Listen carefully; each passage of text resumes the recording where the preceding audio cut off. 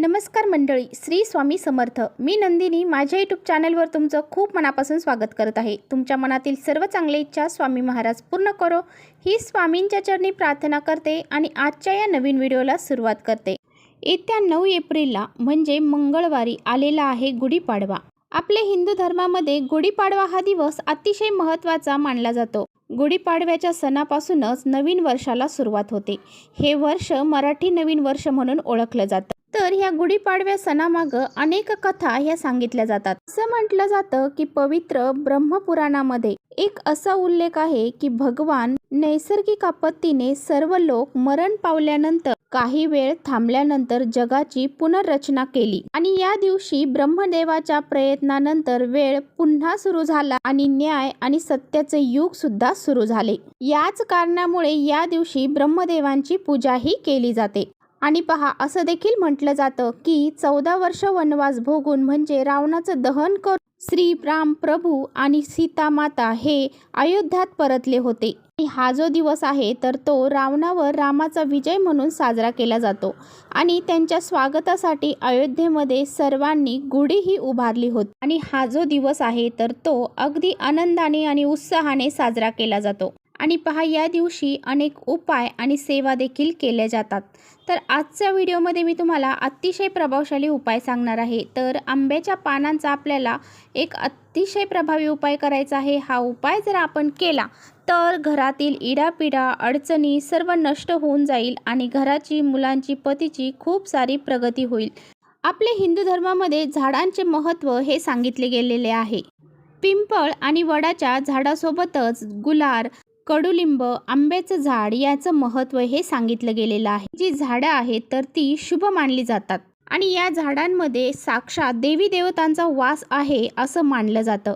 आणि त्यातली त्यात आंब्याच्या झाडाचे डहाळे, आंब्याच्या झाडाचे पानं, आंब्याची फळे यांचा आपण पूजेमध्ये समावेश करत असतो. 5 फळांचा उपयोग हा मांगलिक कार्यासाठी केला जातो. त्यातली त्यामध्ये आंब्याच्या झाडा फळाचा समावेश केला जातो. आंब्याच्या झाडाचे लाकूड हे हवन सामग्रीमध्ये वापरले जाते. आंब्याचे लाकूड वापरून हवन जर केलं तर वातावरणात शुद्धी येते आणि सकारात्मक ऊर्जा निर्माण होते. आंब्याचे झाड हे मंगळाचं कारक आहे, त्यामुळे याचा वापर शुभ कार्यामध्ये केला जातो आणि आंब्याच्या पानाशिवाय पूजा ही पूर्ण मानली जात नाही. आणि त्याचबरोबर आंब्याची पानं जी आहेत तर ती कलशामध्ये ठेवण्यासाठी सुद्धा वापरली जातात. तसेच लग्न सोहळा असताना त्या लग्न सोहळ्यामध्ये मंडप सजवण्यासाठी सुद्धा आंब्याच्या पानांचा वापर केला जातो. तर पहा, असं म्हटलं जातं की मंडपाला, जे लग्न समारंभासाठी मंडप आपण बांधतो त्या मंडपाला जर आपण आंब्यांची पानं लावली तर कुठल्याही प्रकारची वाईट बाधा किंवा वाईट नजर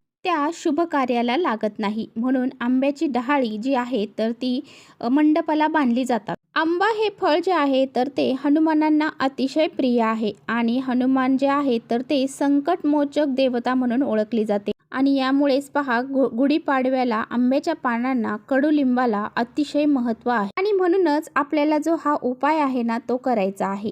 तर बघा, आपण गुढीपाडव्याच्या दिवशी सकाळीच गुढी उभारणार आहोत, त्यामुळे त्याच वेळी आपल्याला हा उपाय करायचा आहे. तर आपल्याला आंब्याची 11 पानं घ्यायची आहेत. तर आपल्या घराजवळ आपल्याला झाड असेल त्या झाडाची घेऊ शकता किंवा मग इतर कुठे झाड असेल त्या झाडाची तुम्ही घेऊन येऊ शकता. ती स्वच्छ करायची आहे, स्वच्छ धुवून घ्यायची आहेत. पानं घेताना आपल्याला अगदी स्वच्छ घ्यायची आहेत आणि कुठे फाटली तुटलेली किंवा किडलेली पानं न घेता चांगली पानं आपल्याला घ्यायची आहेत. तर पहा, आपल्याला उपाय काय करायचा आहे. तर ती पानं स्वच्छ धुवून घेतल्यानंतर तुमच्याकडे जर पिवळं चंदन असेल तर ते पिवळं चंदन आपल्याला या उपायासाठी वापरायचं आहे. जर नसेल तर मग हळद आणि कुंकूची पेस्ट करायची आहे आणि आंब्याच्या झाडाची आपल्याला एक काडी देखील घ्यायची आहे.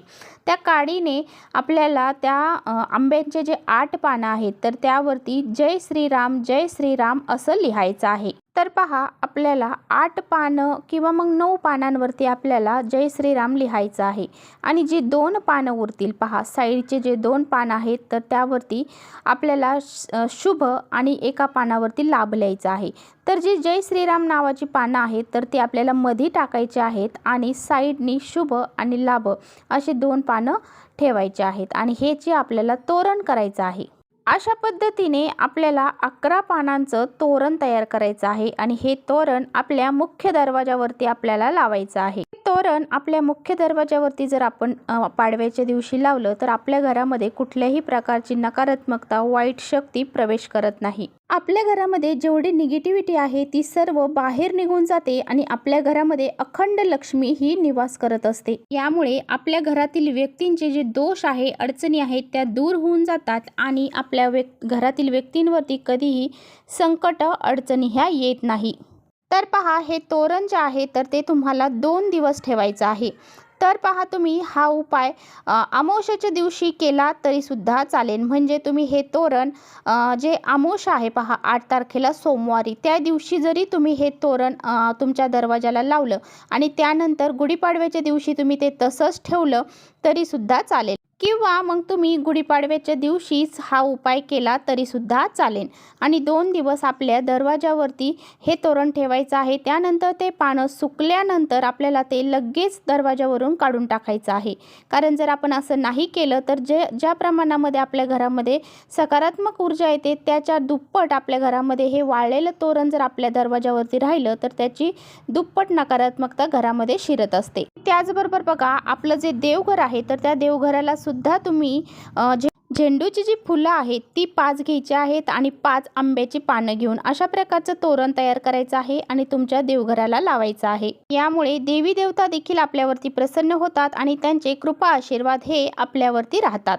यामुळे तुम्हाला हा एक उपाय सुद्धा करायचा आहे। तर पहा, गुढीपाडव्याच्या दिवशी आपण गुढी उभारणार आहोत तर त्या गुढीला कडुलिंबाची पाला तर आपल्याला त्या गुढीला लावायचाच आहे। त्याचबरोबर आपल्याला आंब्याच्या पानांचा डहाळा देखील त्या दिवशी गुढीला लावायचा आहे। कारण या दिवशी कडुलिंबा इतकंच महत्त्व ह्या आंब्याच्या पानांना देखील आहे। बरेच जण फक्त कडुलिंबाचा पालाच त्या गुढीला लावत असतात आणि यावेळेस आपल्याला पहा, कडुलिंबासोबत आंब्याचा पानांचा डहाळा देखील लावायचा आहे। यामुळे आपल्यावरती ब्रह्मदेवांची कृपा देखील राहते आणि माता लक्ष्मी देखील आपल्यावरती प्रसन्न होत असते। त्यामुळे या दिवशी आपल्याला जो कडुलिंबाचा पाला आहे त्याबरोबर हा आंब्याचा डहाळा देखील जी गुढी आपण उभारणार आहोत त्याला लावायचा आहे। त्याचबरोबर आपल्याला या दिवशी आपल्या घराची शुद्धी देखील करायची आहे। ती कशी करायची आहे तर आपल्याला थोडंसं एका तांब्यामध्ये गोमूत्र घ्यायचं आहे किंवा एखाद्या छोट्याशा वाटीमध्ये जरी घेतलं तरी चालेल आणि त्यामध्ये एक आंब्याचं पान बुडवून त्या पानाने आपल्या घरामध्ये आपल्याला हे गोमूत्र शिंपडायचं आहे।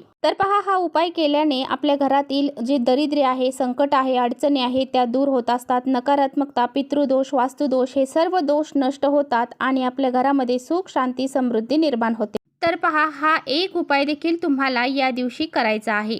तर अशा पद्धतीने आपल्याला ह्या आंब्याच्या पानांचा उपाय करायचा आहे आणि आवर्जून गुढीपाडव्याच्या दिवशी हा उपाय करायला अजिबात विसरायचं नाही। जर तुम्हाला व्हिडिओ आवडला असेल तर नक्की लाईक करा। चॅनलवर नवीन असाल तर चॅनलला सबस्क्राईब करा। परत भेटूया अशा छानशा व्हिडिओसोबत। तोपर्यंत श्री स्वामी समर्थ आणि कमेंट्समध्ये श्री स्वामी समर्थ लिहायला अजिबात विसरू नका।